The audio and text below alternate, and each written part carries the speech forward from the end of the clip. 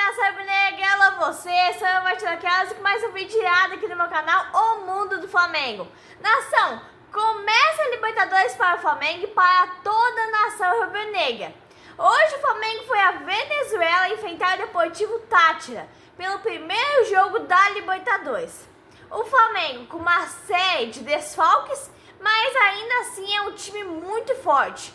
E foi o favorito, na minha opinião, nessa noite de Libertadores. O jogo começa bem, começa um jogo bom. O Felipe Luiz colocou o time inteiro para frente, né? O Flamengo não ficou na defesa, o time foi para frente, foi para ataque. É isso que me agrada, nação, é esse estilo de jogo que me agrada.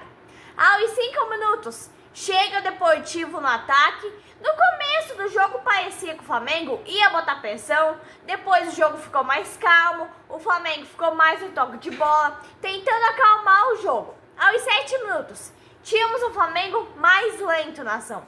Um Flamengo com poucas possibilidades de jogadas, um Flamengo diferente, né? Muitos passes errados, um Flamengo com muitos problemas. O Flamengo sentiu a falta de Gerson e do Arrascaeta, seus principais atletas, né? Em campo não tinha nenhuma altura dos dois que estavam fora.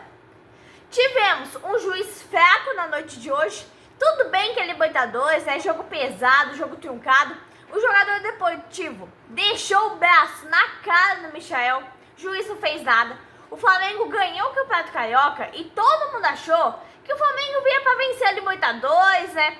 Aí começa a temporada. Agora, nação, todos os seus craques estão no departamento médico. A temporada nova mal começou. E o Flamengo com os velhos problemas, os problemas de sempre. É mais um ano que o Flamengo corre risco de nem avançar para o mata-mata da Libertadores, por causa dos principais jogadores que estão no departamento médico. Foi assim com o Tite, foi assim com Sampaoli, foi assim com o Vitor Pereira, entre outros. O Flamengo jogou mal, o time estava dividido no meio de campo, né? O Pulgar e o De La Cruz estavam separados do Bruno Henrique e do Juninho. Esse Juninho, né, é um erro catastrófico do Felipe Luiz e da diretoria. Um erro clássico, um erro enorme. A grande mídia, a mídia mentirosa, apoia a contratação que o Felipe Luiz fez. Aí o Flamengo estava com o Wallace no banco, que é um craque, né? Michael não estava jogando nada, Luiz Araújo não estava jogando nada, muito mal em campo esses dois. E ainda é o Wallace, craque no banco. Matheus Gonçalves, craque no banco, né? O Flamengo vai acabar pagando pelas cagadas do Felipe Luiz. Não, porque o BAP não enxerga as cagadas do Felipe Luiz, né? Por exemplo, colocar Juninho em campo é um erro, nação. Aí é um erro tremendo, é uma péssima contratação. A contratação do Juninho não joga nada. Tivemos um exemplo no ano passado, nação. O Tite foi para a altitude com o Carlinhos no ataque. Carlinhos acaba fazendo gol e decidindo o jogo. Tite já o elege como titular. Fazendo gol, isso. Tínhamos 22 minutos de jogo, nação. E o Flamengo estava perdido em campo, né? Aí, Luiz Araújo, muito mal em campo. Bruno Henrique não estava tão bem. Cebolinha, péssima em campo. Michael também muito ruim em campo, nação.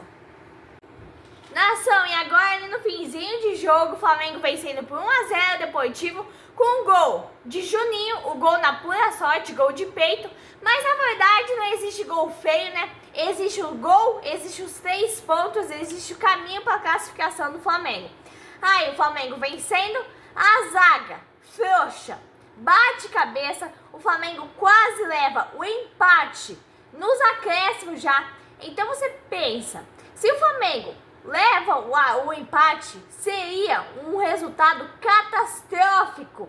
O Felipe Luiz também, na minha opinião, ele está deixando a desejar como treinador do Flamengo. Algumas escolhas dele não fazem o mínimo sentido, como deixar os garotos da base, que são verdadeiros prodígios, no banco, enquanto Luiz Araújo está muito mal, enquanto Michel estava muito mal, enquanto Cebolinha estava muito mal em campo. Cebolinha perdeu o gol. Luiz Araújo foi muito fominha, perdeu o gol. Bruno Henrique perdeu o gol. E Michael perdeu o gol, nação.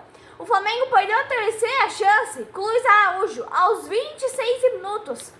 Joga errado, o Bruno Henrique estava livre no meio de campo, Luiz Araújo foi fominha novamente.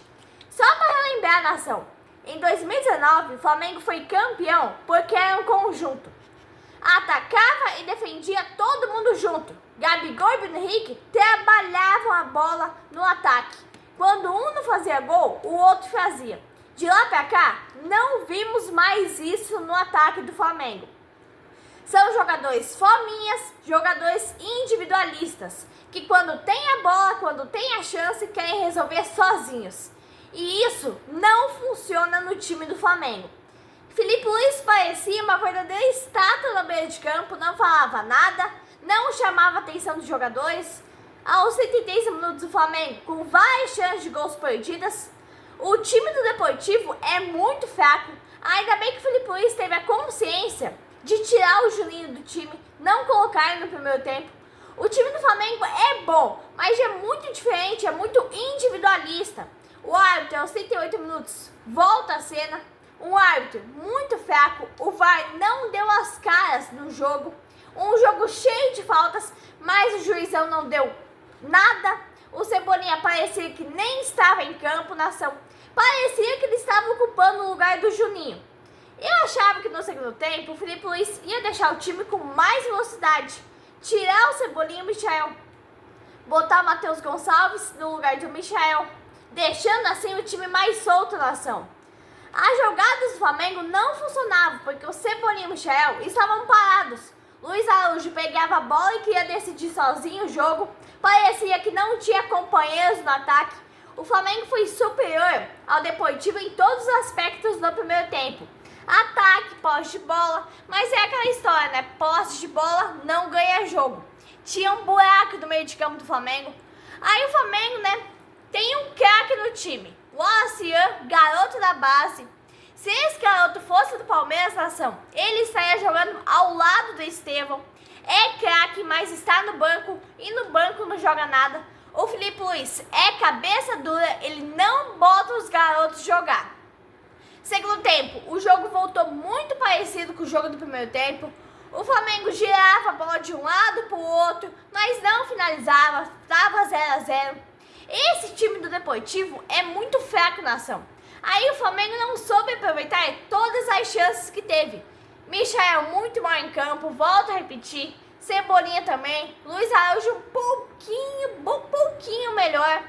Aos 52 minutos da ação, o Filipe Luís estava demorando bastante para substituir.